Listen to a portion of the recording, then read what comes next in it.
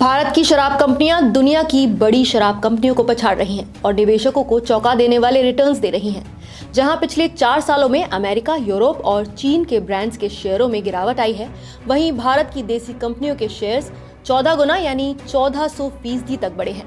एक तरफ पिछले 4 सालों में डियागो, पेनोर्ड रिकर्ड, रेमी कॉन्ट्रो और ब्राउन फोरमन जैसी बड़ी इंटरनेशनल कंपनियों के मार्केट वैल्यूएशन और शेयरों में भारी गिरावट आई है।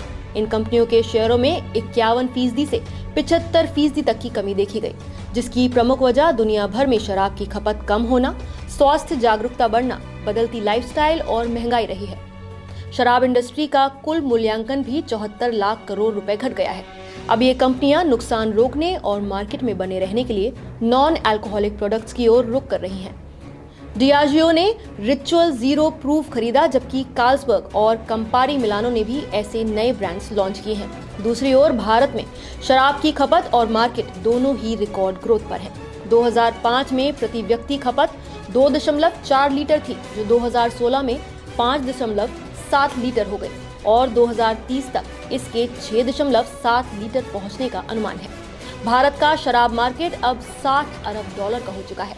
4 सालों में यूनाइटेड स्पिरिट्स, रेडिको खेतान, ग्लोबल स्पिरिट्स जैसी देसी कंपनियों के शेयर 14 गुना यानी 1400% तक चढ़े हैं। प्रमुख देसी कंपनियों की बढ़त की बात करें तो शेयर मार्केट डेटा इस तेज ग्रोथ का सीधा प्रमाण देता है।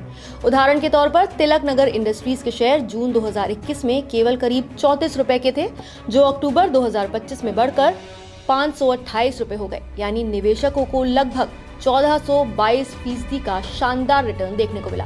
इसी तरह रेडिको खेतान के शेयर करीब 616 रुपए से एक झटके में करीब 4135 तक पहुंच गए और इसमें 570% से भी ज्यादा की बढ़ोतरी दर्ज हुई।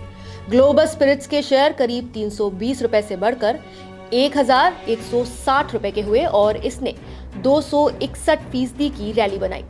जीएम बेवरेजेस के शेयर करीब 513 रुपए से अक्टूबर 2025 में करीब 1499 रुपए हो गए, जिन्होंने लगभग 192% का फायदा दिया। यूनाइटेड स्पिरिट्स के शेयर भी लगभग 621 से करीब 1439 पहुंचे, जिनमें 130% ग्रोथ दर्ज की गई। इन आंकड़ों से साफ है कि पिछले 4 सालों में भारतीय शराब कंपनियों ने निवेशकों को जबरदस्त रिटर्न दिए हैं, जो बाजार में इन देसी ब्रांड्स की मजबूत स्थिति का प्रमाण है।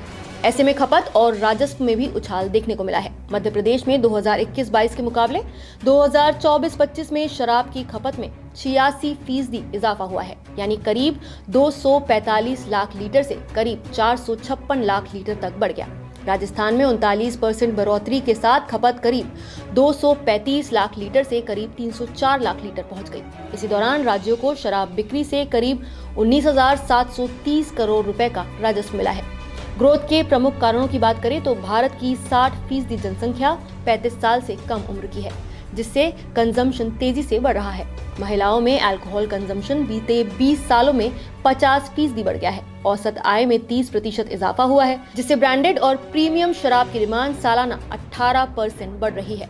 मार्केट में लगातार नई रेंज के प्रीमियम ब्रांड्स और फ्लेवर्स आ रहे हैं। तो दुनिया के बड़े बाजारों के मुकाबले भारत की शराब इंडस्ट्री में जबरदस्त उछाल आया है। देश में युवा आबादी, बढ़ती इनकम और बदलती लाइफस्टाइल ने शराब कंपनियों को नई ऊंचाई दी है। निवेश के लिहाज से भी भारतीय शराब कंपनियां अब नए उदाहरण पेश कर रही हैं। हालांकि इससे सेहत पर क्या असर पड़ा है, उसका डेटा अभी देखना बाकी है। फिलहाल आप इस मुद्दे पर क्या कहना चाहेंगे, हमें कमेंट करके अपनी राय जरूर बताएं। नमस्कार, मैं हूं मानक गुप्ता। अगर आपको हमारा ये वीडियो पसंद आया हो तो इसे लाइक और शेयर जरूर करें और हाँ, हमें सब्सक्राइब और फॉलो करना ना भूलें, ताकि आप देश और दुनिया की कोई खबर मिस ना करें। तो जुड़े रहिए हमारे साथ और देखते रहिए News 24।